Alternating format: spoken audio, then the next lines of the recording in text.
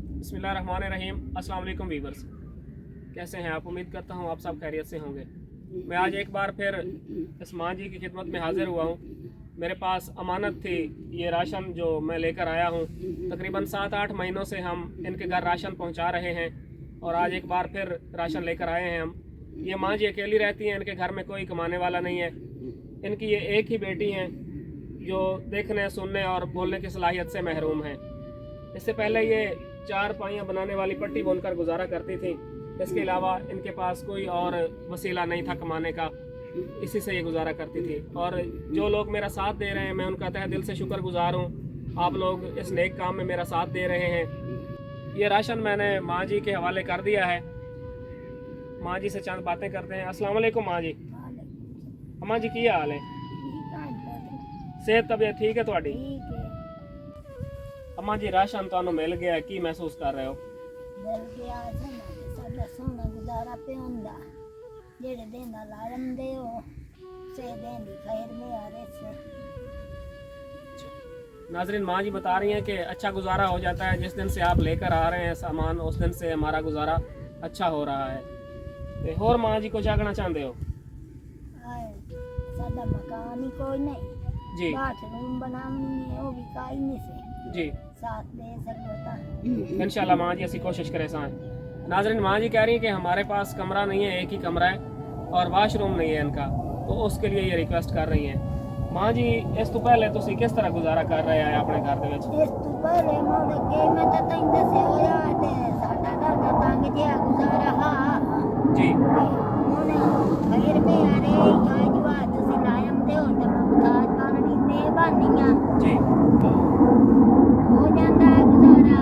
हाँ जी माँ जी, अल्लाह पाक की तरफ दुआ है, ऐसे दे रहे हैं तो अल्लाह सुख दे आमीन।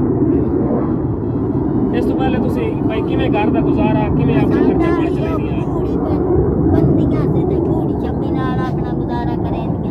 पूरी यानी पट्टी तुसी बने दिया हाँ, चाहे? पट्टी बनाईयां से इसे नाल साडा गुजारा चलदा। जेड़ा थोड़ा घना होवे आ मुड़ करन वाली जो वसन थोड़ी जा। जी, ते कितने पैसे बन जाते हैं ਤੁਹਾਡੇ पट्टी दे? ये साडी पट्टी दे 4-500 बनदा ही। ये कितनी पट्टी होवे तो ਤੁਹਾਡਾ 4-500 बनदा? ये 3.5 किलो पट्टी होवे तो भाई 4-500 बनदा। 3.5 किलो पट्टी ਦਾ 300। ਤੇ ਹੁਣ ਤੁਹਾਨੂੰ ਰਾਸ਼ਨ ਮਿਲ ਰਿਹਾ ਹੈ, ਹੁਣ ਬਿਹਤਰ ਗੁਜ਼ਾਰਾ ਹੋ ਜਾਂਦਾ ਹੈ। हो ठीक हो जाता है गुजारा मेरा।